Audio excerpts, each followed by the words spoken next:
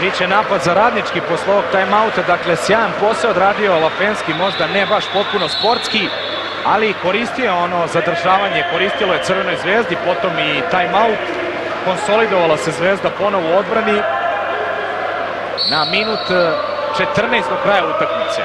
Sad je ovo strašno važan napad za Radnički ukoliko želi da bude pred play-off lider šampionata. Udovičić, čuva ga Strahinja Rašević, ide lopta ka centarskoj poziciji, sjajna asistencija Zlokovića ka Gaku i ponovo Denis Šefik, sjajno brano. Denis Šefik u ovoj poslednjoj četvrtini najdominantnija figura u bazenu kada je reč o igri Crvene Zvezde. A sada će imati i Zvezda igrača više. Boris Zloković će morati da ode u bok za kažnjeni igrače, povlačio je tu na centru igrališta jednog igrača Crvene Zvezde, sve u želji da se brže vrati u odbranu. Videle su to sudije. Igrač više za Zvezdu. Ima Zvezda priliku da reši možda ovu utakmicu. Rađen. Viktor Rašević. Ide lopta na stativu. Au, kako je traljavo ovo Sava Ranđelović odradio. I sada kontra još za Radnički.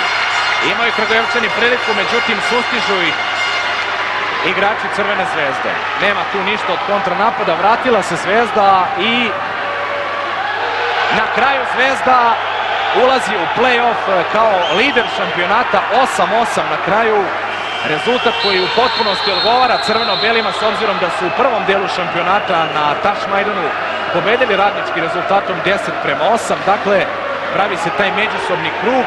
Ovako će izgledati poredak, pošto teško je verovati da će posljednje kolo moći nešto da promeni na toj tabeli prve lige, jer Zvezda igra protiv Banjice koja je znatno slabija, Partizan protiv Singidunuma, a Radnički protiv Kikinskog Žaka. Očekuju se pobede ove tri ekipe. Dakle ovako, Vojvodina četvrta, Partizan treći, Radnički drugi, Crvena Zvezda prva.